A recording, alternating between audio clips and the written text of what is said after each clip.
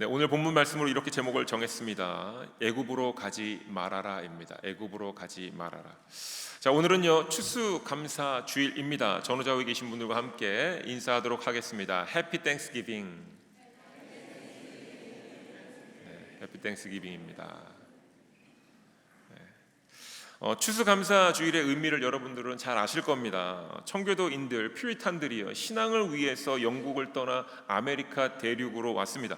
그런데 온 그 시점과 장소 그리고 환경과 날씨가 너무나도 어려웠습니다. 그래서 그 해에 너무 많은 사람들이 목숨을 잃었습니다. 삶의 고비를 맞이한 이 청교도들에게 아메리카 대륙의 원주민들이 농사를 짓도록 조금 도와주었고, 그리고 어느 정도 시간이 지나면서 추수의 시기가 되어서 첫 수확을 가지고 하나님 앞에 드리며 감사를 드리며 도움을 줬던 이들을 초대해서 함께 음식을 나누게 된 것이 추수감사절의 유래입니다. 추수감사절기는요 현대 기독교인들에게도 한 해를 돌아보면서 하나님께서 우리에게 행하신 일들을 되짚어보는 시기입니다. 봄부터 가을에 이르면서 해와 바람, 비, 구름 등등 농작물들은 싹이 나고 자라고 열매를 맺지요. 이와 마찬가지로 신앙인들도 한 해 동안의 삶 가운데 자라나고 또한 신앙이 열매를 맺고 있음을 우리가 다시금 점검해야 되는 시기가 바로 이 시기입니다. 이 가운데서 하나님께서 삶에 허락하신 은혜의 순간은 우리가 만나고 고백할 때마다 감사를 드리고, 또한 신앙인으로서 온전히 삶을 살지 못했던 그 순간은 다시금 회개하는 시간으로 하나님께 올려드려야 하는 시기, 절기가 바로 오늘입니다. 올 한 해 동안에 어떤 은혜의 순간들이 여러분 삶 가운데 있으셨습니까? 또는 하나님 앞에서 어떤 후회의 순간들을 경험하셨습니까? 우리를 위해서 쉬지도 않고 일하시는 하나님의 손길을 경험하셨다면 하나님의 은혜에 깊이 감사를 드리십시오. 그리고 만약 여러분의 삶이 여러분의 말과 행동 가운데 하나님께 근심이 되었던 적이 있으셨다면 이 경우도 하나님 앞에서 깊이 고백하시는 시간을 가지시길 주님의 이름으로 축원드립니다. 자, 여러분 잊지 마셔야 됩니다. 아직 2023년이 끝나지 않았습니다. 아직 올해의 마지막까지 시간이 주어졌고요. 특별히 오늘도 은혜의 시간이 우리에게 주어진 겁니다. 하나님의 은혜에 반응하는 오늘 하루가 되시길 주님의 이름으로 축원드립니다. 결단하십시오. 그리고 하나님의 인도하심을 따라서 하나님의 은혜를 먼저 누리시고 나누시고 증거하시는 모두가 되시길 주님의 이름으로 축원드립니다. 한 해를 돌아보는 이 추수감사절기에 구약의 역사를 한번 돌아보고자 합니다. 구약의 역사 속에서 하나님께서 아브라함을 선택하셔서 아브라함을 그의 고향인 갈대와 우르 지역에서 떠나게 하셨습니다. 야곱에게도 하나님께서 가나안 땅 세겜 지역에 정착하게 하셨는데 그 땅에 기근을 주셔서 또 그 땅을 떠나게 하셨습니다. 자, 모세는요 살인 사건을 통해 어쩔 수 없이 쫓기듯 애굽을 떠났습니다. 그런데 하나님께서 다시 모세를 애굽으로 들어가게 하시고는 애굽에 있었던 많은 이스라엘 백성들을 함께 애굽에서부터 떠나게 하셨습니다. 그리고 예레미야를 통해서 유다의 백성들에게 살던 곳, 남유다의 가장 좋았던 곳, 그곳을 떠나라고 하십니다. 그러면 바벨론으로 간 뒤에 다시 돌아오게 도와주겠다, 회복시키겠다 말씀하십니다. 자, 말씀을 묵상하다 보니까 하나님께 사람들에게 행하신 일들은 사람들로 하여금 어디선가 떠나게 하신 것임을 알 수 있습니다. 자, 여러분들 어디서 떠나오셨습니까? 네, 한국에서 떠나오신 줄 압니다. 우리와 비슷하지요. 자, 그리고 떠나게 하신 뒤에 하나님께서 하신 일이 있는데 반드시 재교육을 시키십니다. 떠나는 이유가 있다라는 겁니다. 아브라함은 고향을 떠나서 약속의 땅으로 가면서 죽음이 두려웠습니다. 아내가 얼마나 이뻤는지 모르겠지만 같이 다닐 때마다 내가 죽고 아내를 뺏어가면 어떡하지 하는 두려움이 있었습니다. 그래서 아내한테 얘기하는 겁니다. 당신이 너무 이뻐서 내가 갈 때마다 공격받을 수 있으니까 내가 어디 가서 위협하면 누나라고 할게, 이렇게 얘기했습니다. 자, 그런데 이 일이 정말로 벌어졌습니다. 이 일이 벌어지자 그 일의 결과가 무엇인가? 재물이 늘어났습니다.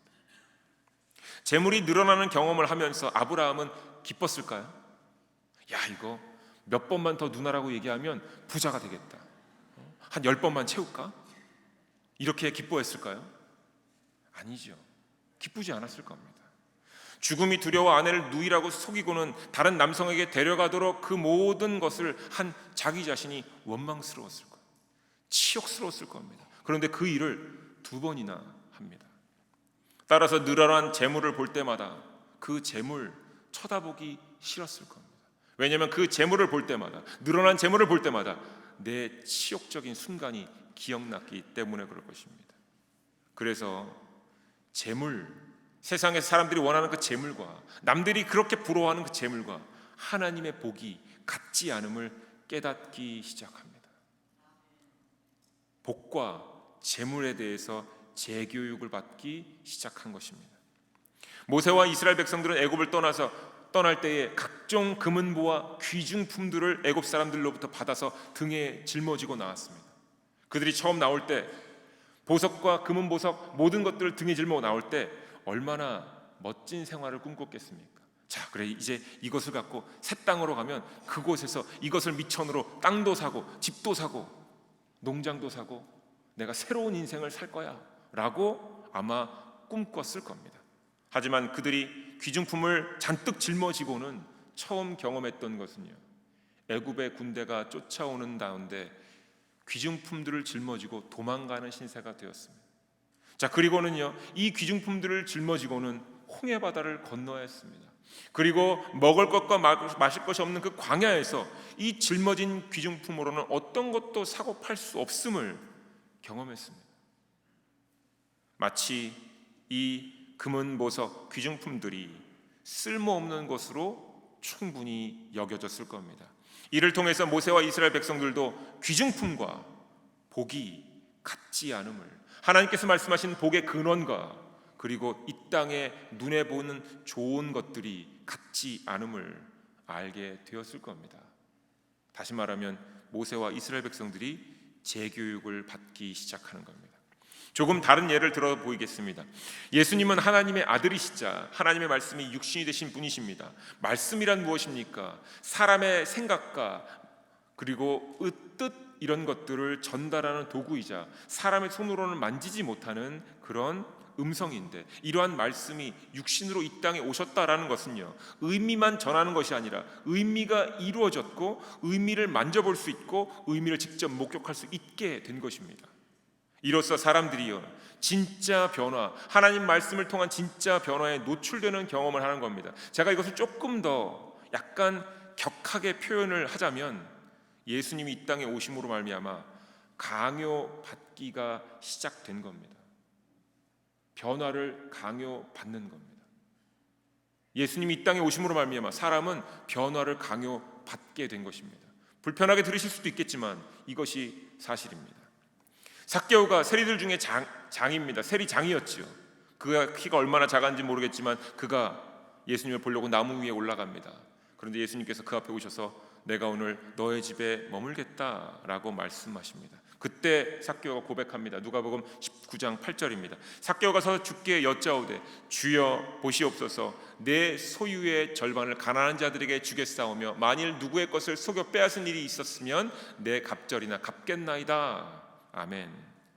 세리장입니다. 그때 세리들이 했던 일은 남을 속여 돈을 더 뺏는 것입니다.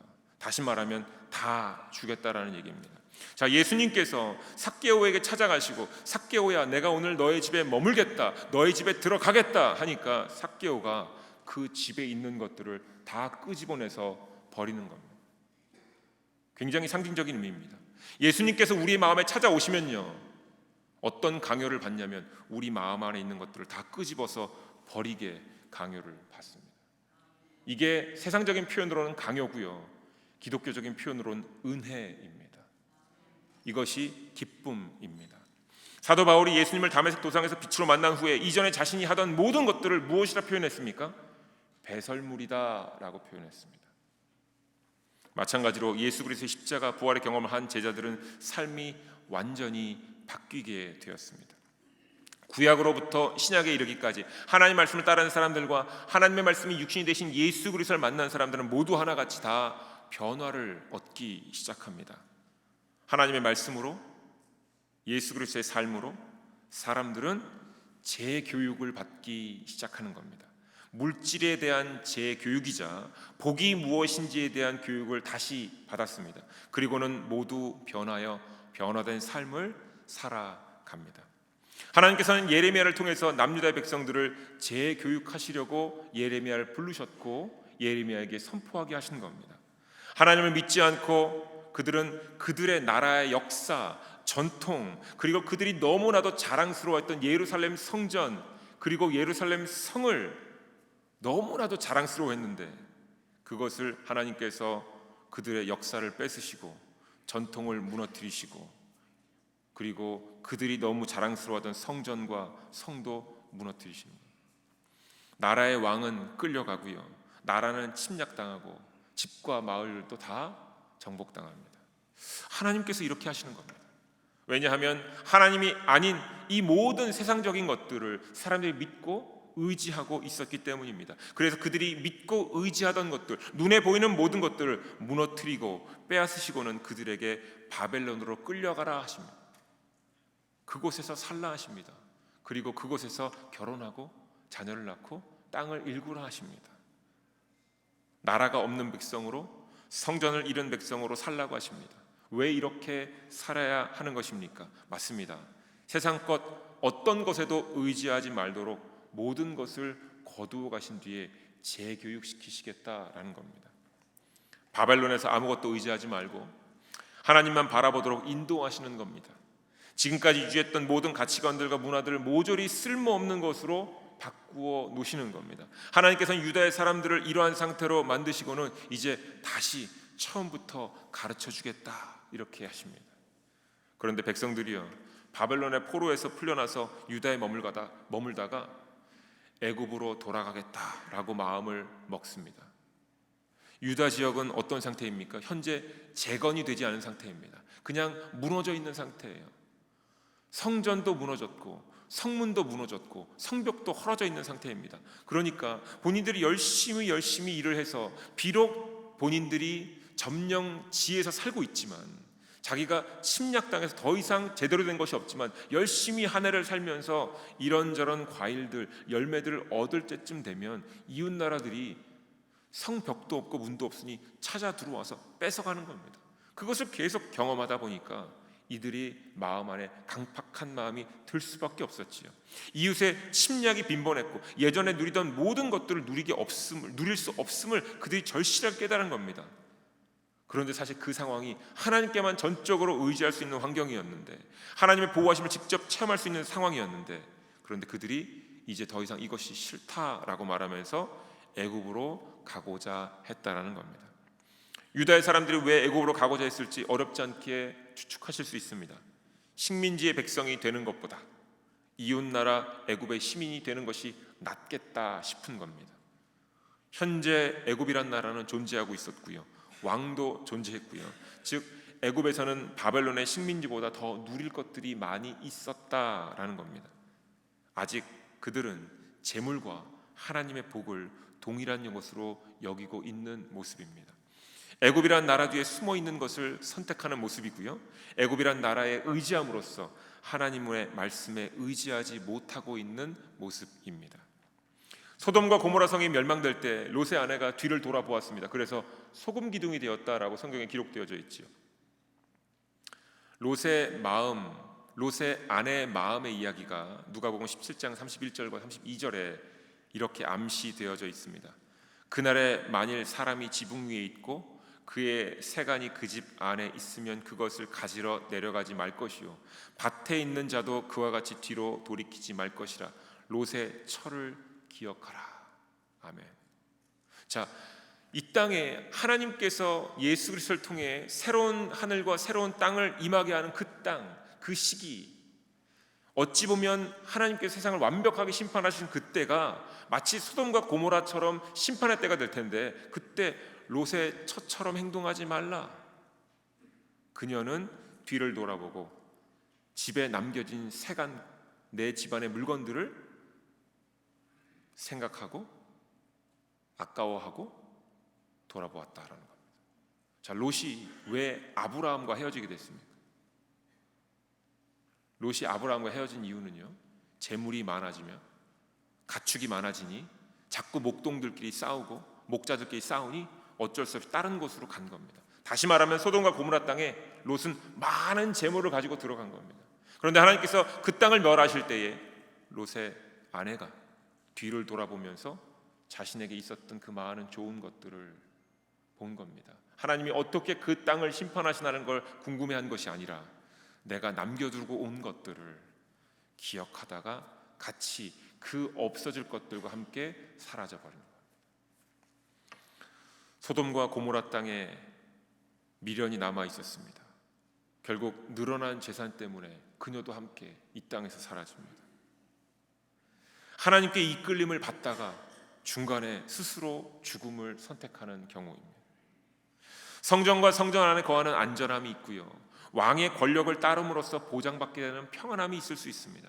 그런데 이런 것들을 의지함으로써 경험되는 세상의 안녕을 유다의 백성들이 너무나도 원했다라는 겁니다. 나라의 재건을 꿈꾸면서 애굽에 있으면 나라가 재건되는데 유리하겠다라는 판단을 하나님의 말씀보다 더 신뢰했다라는 겁니다. 결국 하나님의 인도하심으로부터 삶에 대한 재교육을 받을 수 있는 기회를 유다 백성들은 스스로 거부하는 사람이 됩니다. 이러한 사람들에게 하나님께서 말씀하십니다. 오늘 본문 14절입니다.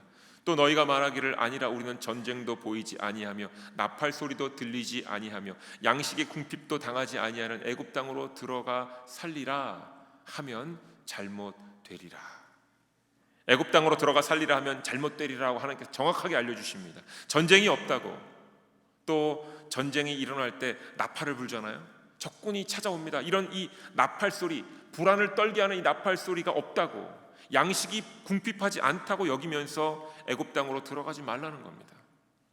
눈에 보이는 것만 믿고 사람들에게 평안을 준다 여기는 것들을 믿지 말라고 말씀하십니다. 그러면 그 세상 것들이 사라질 때 너희들도 함께 사라진다 하십니다. 하나님의 말씀에 의지해 살면 바벨론에서도 살 수 있게 될 것이고 심지어 다시 본국으로 돌아와 회복할 것이다 라고 말씀하십니다. 말씀에 의지하여서 이방 땅에 살아보았던 민족입니다. 또한 홍해에서도 살아보았고 광야에서도 살았었는데 이 백성들이 이것을 다 잊어버립니다. 다시 말하면 재교육 받기 이전으로 돌아가고 싶었다라는 겁니다.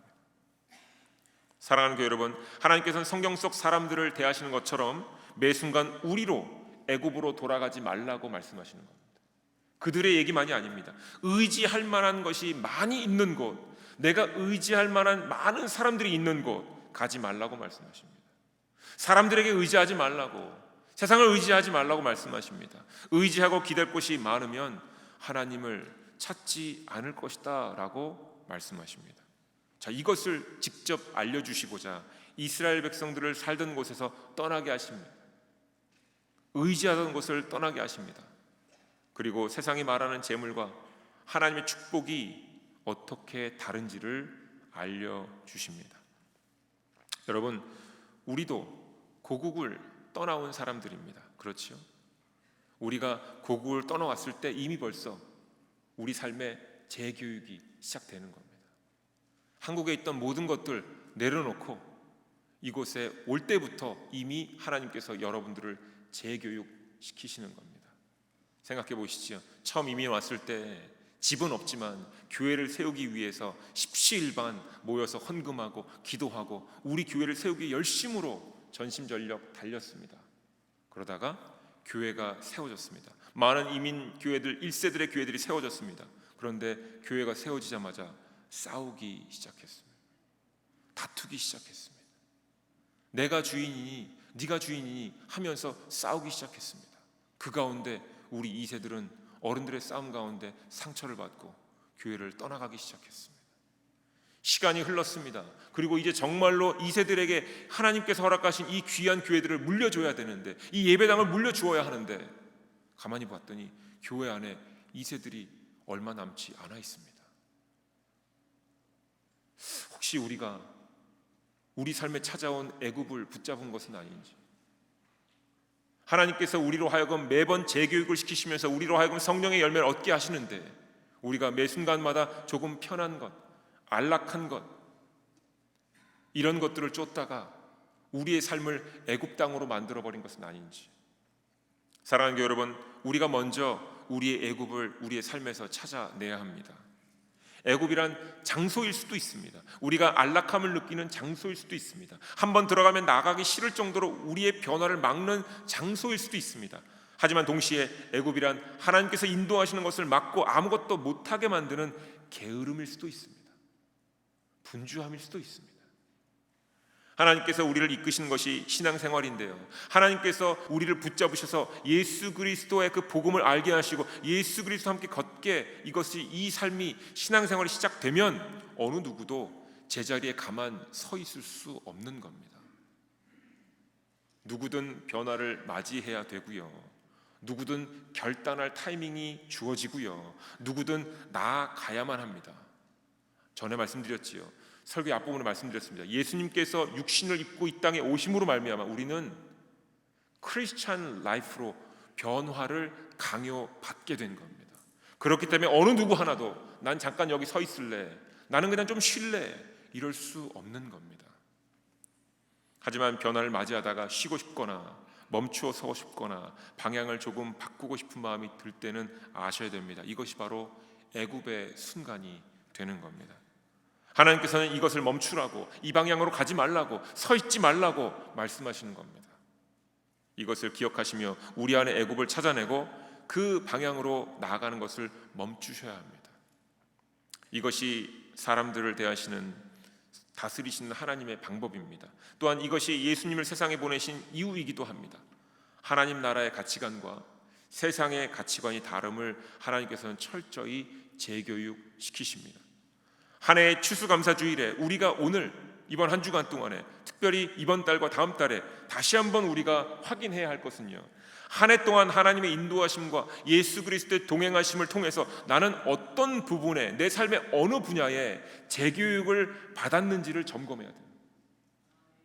분명히 하나님께서 2023년을 통해 우리 한 명 한 명의 삶에 분명 재교육을 시작하셨을 겁니다. 우리의 갖고 있는 신앙, 우리의 여러 가지 생각들, 사고들을 바꾸시려고, 하나님 나라의 것을 바꾸시려고 교육을 시작하셨을 겁니다. 그러면 우리도 어느 부분이 바뀌고 있는지를 점검해 보아야 합니다. 그리고 성령님으로 인해서 올해 삶 속에서 2023년 동안에 재교육 받은 부분에 대해서는 열매를 꼭 맺어야 합니다. 이 열매를 꼭 확인하시는 모두가 되시길 주님의 이름으로 축원드립니다. 만약 우리가 한 해 동안 시간은 보냈는데, 신앙생활을 했는데, 하나님 뜻 안에서 교회를 섬기고 속회를 참석하고 함께 모든 것들을 했는데 열매가 없다면 애굽으로 자주 가고자 하는 유혹을 받으셨고 그때마다 넘어지신 겁니다.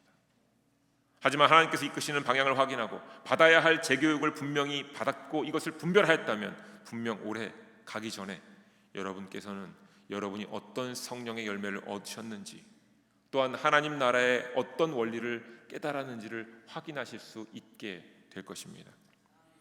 지금 이 순간이 올해의 마지막입니다. 이제 정말 몇 주 안 남았습니다. 하지만 지금 아직 끝나지 않았습니다.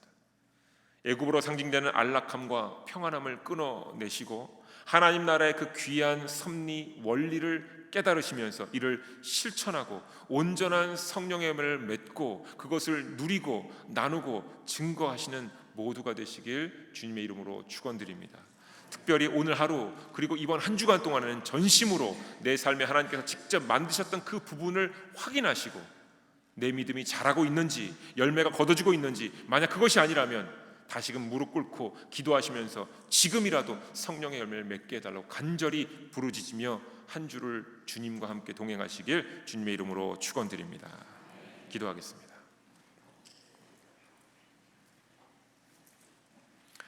하나님, 말씀으로 우리를 가르쳐 주시고 인도하여 주시니 감사를 드립니다. 하나님께서 아브라함을 부르셨고요, 모세를 부르셨고요, 그리고 베드로와 사도 바울도 부르셨듯이 우리를 지금 부르시고 이끄시고 나아가게 하십니다. 세상의 가치관과 평안함 그리고 세상의 경험과 판단을 넘어서서 하나님 말씀으로, 예수님으로 우리를 지금 이끌고 계십니다. 하나님, 우리가 하나님의 부르심과 인도하심을 따라서 변화받는 길을 온전히 걷고 따르게 하여 주시옵소서. 우리에게 때로는 힘이 들지라도 하나님의 인도하심과 부르심에는 후회하심이 없고 불의가 없으신 것을 우리가 알고 있사오니 우리 각자의 애굽 평안함의 장소이자 게으름의 장소에서 나오게 하시고 이로써 땅끝까지 흩어지며 부르신 곳 이끄시는 곳으로 나아가는 우리 모두가 되게 하여 주시옵소서. 그래야 우리가 하나님의 자녀됨을 온 세상이 알도록 인도하시고 하나님의 자녀로서 예수님께서 가르치신 기도처럼 우리로 시험에는 들게 하지 마옵시고 다만 악에서만 구원하여 주시옵소서. 예수님의 이름으로 기도드립니다. 아멘. 다 같이 자리에서 일어나셔서 마지막 찬양 드리시겠습니다.